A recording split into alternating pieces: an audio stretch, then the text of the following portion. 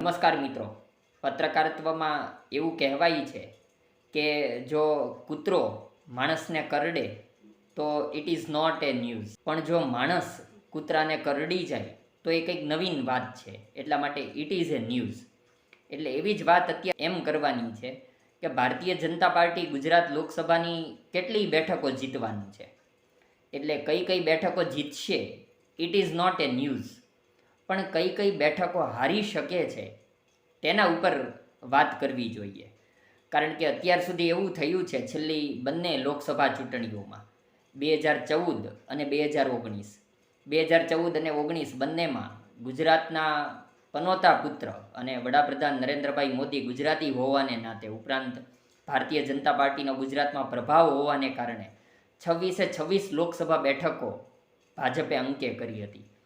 પરંતુ શું આ વખતે કોઈ બેઠક ભાજપ હારી શકે છે કે કેમ, અને અત્યારે 7મી તારીખે મતદાન થયું પછી કેવી હવા ચાલી રહી છે તેના વિશેની વાત કરવાની છે. તો તેમાં સૌથી પહેલી જે બેઠકની ચર્ચા છે, જેની હવા છે, એ છે બનાસકાંઠા બેઠક.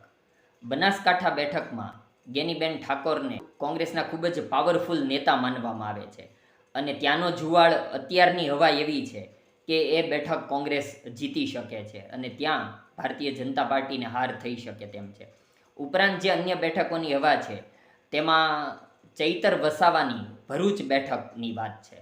કારણ કે આ ભરૂચ બેઠક એ આમ આદમી પાર્ટી અને કોંગ્રેસ બંને હાથ મેળવેલા છે.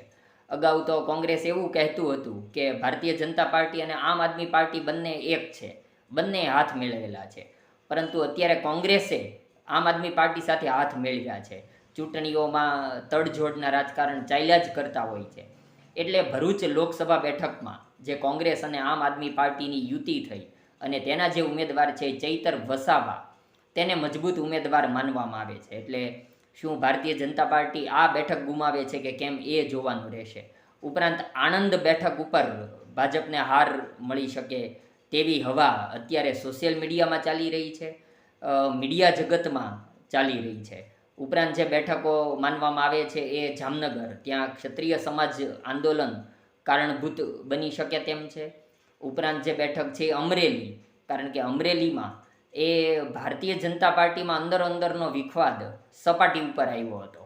એટલે આ કેટલીક બેઠકો છે. આમ તો કોંગ્રેસ દ્વારા અને જે દિવસે મતદાન પૂરું થયું તે દિવસે ક્ષત્રિય સમાજનું આંદોલન ચાલી રહ્યું છે. કમિટીએ પણ એવી જાહેરાત કરી હતી કે 3 થી 4 બેઠકો તો ભાજપ હારે જ છે, એ સિવાય 7 થી 8 બેઠકો પણ કોંગ્રેસ કબજે કરે તો એ નવાઈની વાત નથી.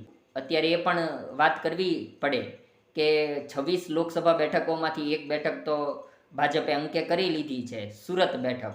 એટલા માટે બિનહરીફ થઈ અને હવે તે ભાજપના કબજામાં છે. એટલે બાકીની 25 બેઠકોની જ વાત છે.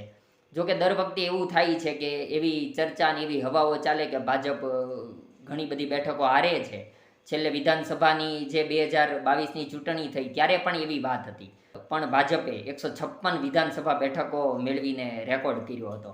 એટલે 2014, 2019 લોકસભા બેઠકોમાં પણ એવી ચર્ચા ચાલી હતી, એવી હવા ઊભી થઈ હતી કે કોંગ્રેસ 1 કે 2 બેઠકો કબજે કરશે. હવે આ વખતે શું થાય છે એ જોવાનું રહેશે. શું કોંગ્રેસના ફાળે 2-4 બેઠકો જાય છે? શું ભાજપ ફરી 26 લોકસભા બેઠકોનો રેકોર્ડ કાયમ રાખે છે? એ જોવાનું રહેશે.